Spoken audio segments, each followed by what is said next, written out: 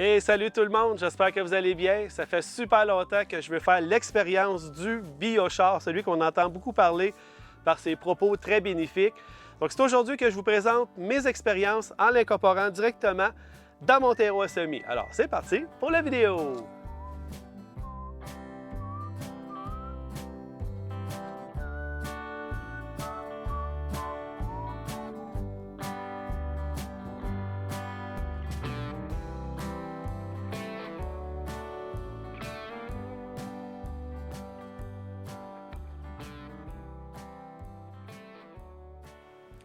Alors, je vous explique très rapidement les objectifs des expériences d'aujourd'hui pour incorporer le biochar directement dans mon terreau à semis. On sait que le biochar a plusieurs caractéristiques très bénéfiques pour les plantes et pour nos sols.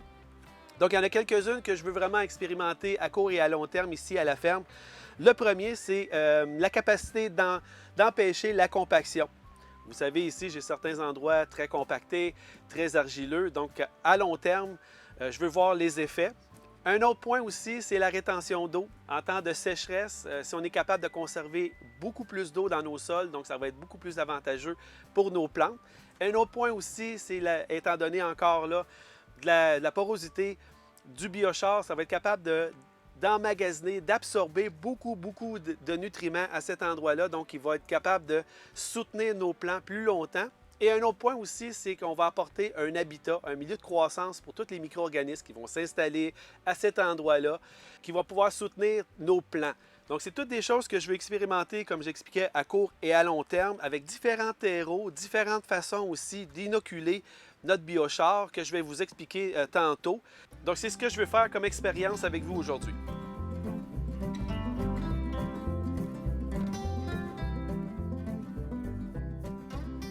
Alors, pour bien utiliser le biochar, il y a quelques points que vous devez savoir si vous décidez de le mettre directement dans vos potagers en début d'année.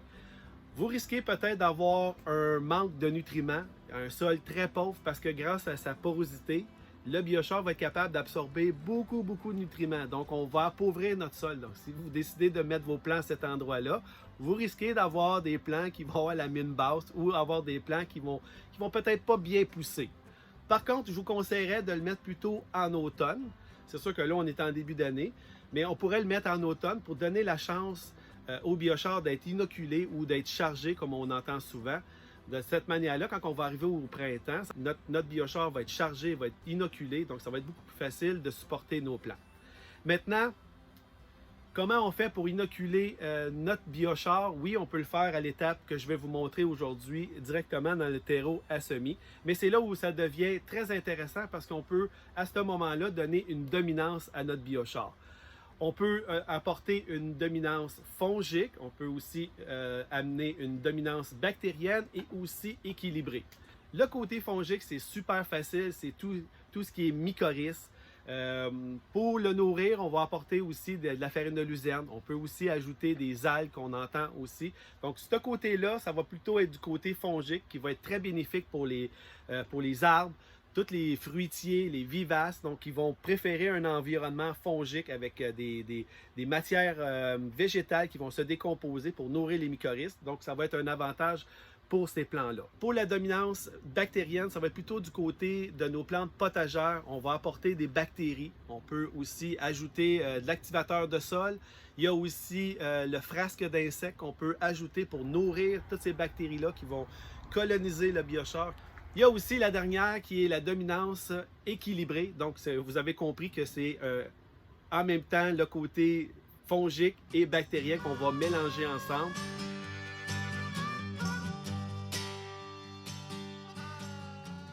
Alors, je vous explique les expériences d'aujourd'hui avec les différentes techniques, les différentes manières d'inoculer notre biochar. Donc, on voit ici, j'ai 5 types de terreaux un peu différents. Donc, on va commencer ici avec le maison. Donc, toutes les semis que je vais faire vont être faites avec les terreaux qu'on voit devant moi. Certains vont être inoculés avec le biochar et certains d'autres non. Donc, celui-ci, complètement à ma gauche, c'est celui, mon mélange maison que j'ai fait, qui n'a absolument rien dedans. Donc, on va faire le premier test avec celui-là. Le deuxième ici, je les ai tous écrits sur le dessus. On voit maison pour le terreau maison que j'ai fait, mélangé avec le biochar. Pour celui-ci, j'ai mélangé la dominance bactérienne dans celui-ci. Donc, la seule chose qu'on va faire, c'est que j'ai rajouté le biochar, j'ai mélangé le activateur de sol.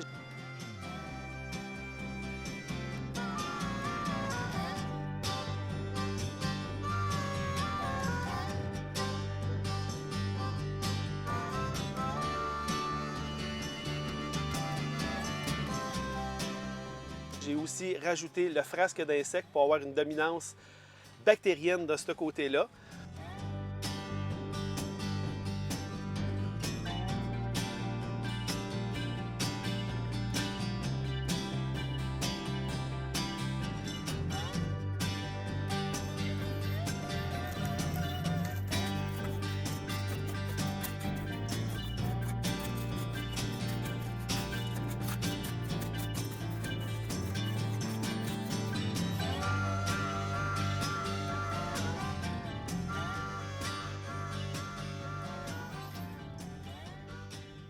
Donc, on va l'ajouter directement dedans.